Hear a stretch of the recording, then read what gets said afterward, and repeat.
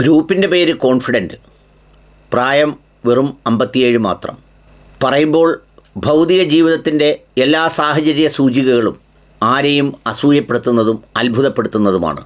സ്വന്തമായി ഫ്ലൈറ്റ് അടക്കമുള്ള സംവിധാനങ്ങൾ, ലോകത്തെ വിവിധ രാജ്യങ്ങളിൽ സമൃദ്ധമായ ഇൻവെസ്റ്റ്മെൻറ്റുകൾ, ഇപ്പോഴും ഏതാണ്ട് 200-ലധികം പ്രോജക്റ്റുകൾ നടന്നുകൊണ്ടേയിരിക്കുന്നു. 6000 രൂപയ്ക്ക് സ്ഥലം വാങ്ങി അത് 12 ലക്ഷം രൂപയ്ക്ക് വിൽക്കാൻ കഴിയുന്നത്രയും ഫോർകാസ്റ്റിംഗ് കപ്പാസിറ്റി, അത്ഭുതപ്പെടുത്തുന്ന നയതന്ത്രം, ആസൂത്രണം, കൃത്യനിഷ്ഠ. പക്ഷേ എന്തു ചെയ്യാനാവും? നിമിഷങ്ങൾ കൊണ്ടെടുത്ത ഒരു തീരുമാനത്തിൽ സ്വന്തം ജീവിതം അവസാനിപ്പിച്ചു CJ റോയി എന്ന മനുഷ്യൻ. വാർത്താമാധ്യമ രംഗങ്ങളിൽ അവാർഡുകൾ നൽകുന്ന, ഒട്ടുമിക്ക ചാനലുകൾക്കും സ്പോൺസർഷിപ്പുകളും പരിപാടികൾക്കെല്ലാം കൊടുക്കുന്ന, ജീവകാരുണ്യ പ്രവർത്തനങ്ങളിലൊക്കെ അതീവ തൽപരനായ ഒരാൾ മരണപ്പെടുമ്പോൾ അതിൽ വ്യത്യസ്തമായ കാര്യങ്ങൾ പറയേണ്ടതുണ്ട് പല ആംഗിളുകളിൽ നിന്ന്.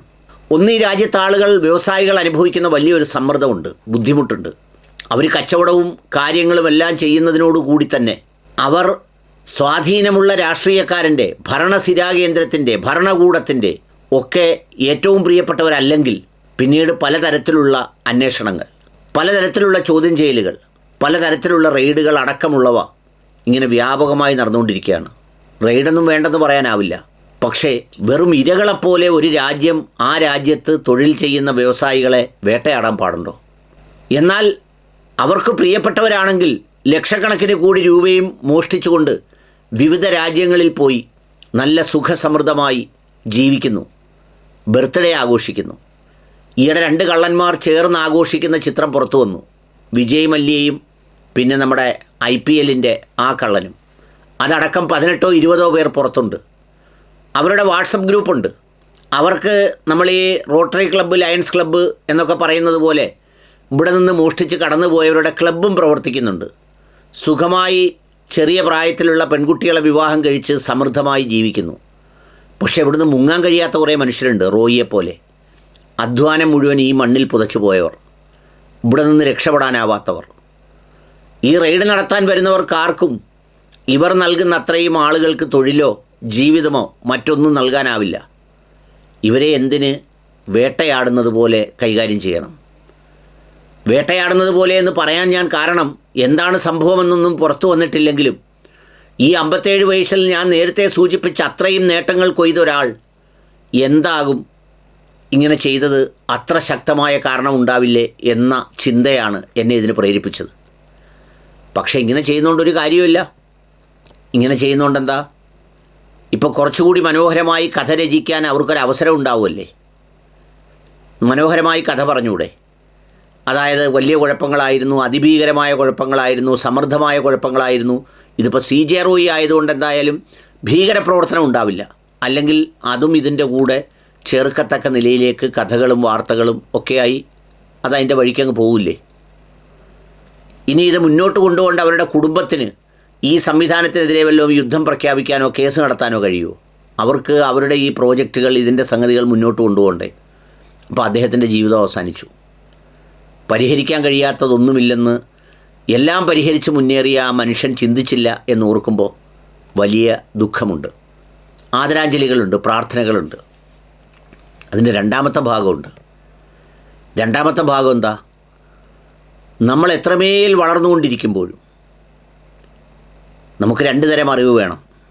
ഒരറിവ് നമുക്കെല്ലാം കഴിവും അറിവും ഒക്കെ ഉണ്ട് എന്ന നമ്മുടെ ഓരോ മേഖലയിലെയും നമ്മുടെ അറിവിൻ്റെയും അനുഭവങ്ങളുടെയും ഒരു വലിയ ഭണ്ഡാകാരം.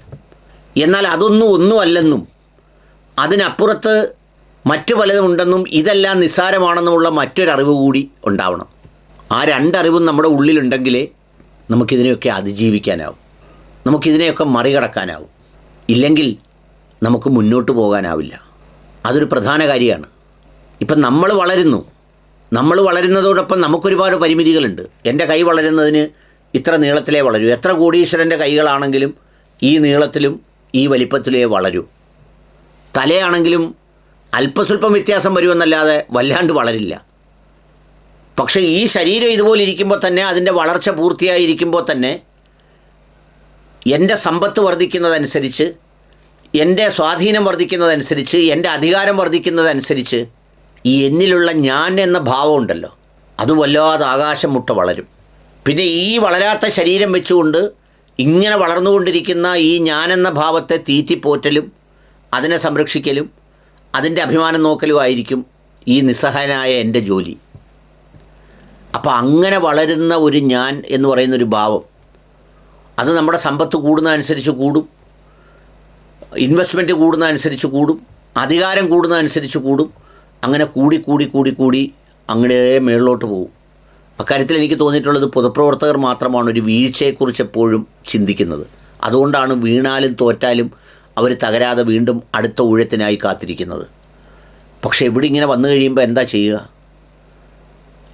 എല്ലാ ആസൂത്രണവും നടത്തുന്ന ഒരാൾ വളരെ നിസ്സാരമായി ഇങ്ങനെ അങ്ങ് മണ്ടത്തരം തീരുമാനങ്ങൾ എടുക്കുകയല്ലേ ചെയ്യുന്നത്. അതുണ്ടാകാതിരിക്കണമെങ്കിൽ എന്തു വേണം? പുറത്തെ ടൈറ്റിലല്ല കോൺഫിഡൻസും വേണ്ടത്, അല്ലെങ്കിൽ അടയാളങ്ങളിലല്ല, അല്ലെങ്കിൽ എല്ലാവരും കൂടി പാടി പുകഴ്ത്തുന്ന നമ്മൾ പോലും തെറ്റിദ്ധരിച്ചു പോകുന്ന ആ ഞാനെന്ന ഭാവത്തിലല്ല നമ്മൾ വേണ്ടത്. നമ്മുടെ ഉള്ളിൻ്റെ ഉള്ളിലാണ് നമ്മുടെ ഖജനാവ്.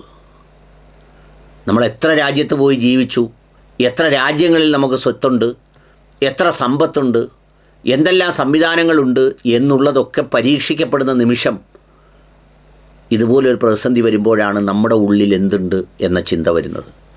വളരെ കടക്കാരനും കഷ്ടപ്പാടുകാരനുമായ ഒരു മനുഷ്യൻ്റെ ആ ദാരിദ്ര്യാവസ്ഥയുടെ ചിന്ത പോലും ഒരു ചെറിയ പ്രതിസന്ധിയിൽ അല്ലെങ്കിൽ എന്തെങ്കിലും ഒരു ചെറിയ വെല്ലുവിളിയിൽ അത് നേരിടുന്നതിന്, അത് കൈകാര്യം ചെയ്യുന്നതിന് പ്രാപ്തമായ സൗഹൃദവും നെറ്റ്വർക്കും ബാക്കിയുള്ള ഏർപ്പാടുകളും ഇത്രയുമൊക്കെ തന്ത്രങ്ങളുമൊക്കെ അറിയാവുന്നൊരു മനുഷ്യൻ നിസ്സാരനായി പോവല്ലേ വിധിയുടെ മുന്നിൽ? നിസ്സാരനായി പോവല്ലേ സ്വന്തം അബദ്ധജടിലമായ ചിന്തയ്ക്ക് മുന്നിൽ? അങ്ങനെ ആകാതിരിക്കാൻ നമുക്ക് ഓരോരുത്തർക്കും പ്രാർത്ഥിക്കേണ്ടതുണ്ട്. നമ്മൾ ഓരോരുത്തരും ആ ചിന്ത കൂടി വളർത്തിയെടുക്കേണ്ടതുണ്ട്. അതും ഈ വിഷയത്തിൻ്റെ മറ്റൊരു ഭാഗമാണ്. ആദരാഞ്ജലികൾ.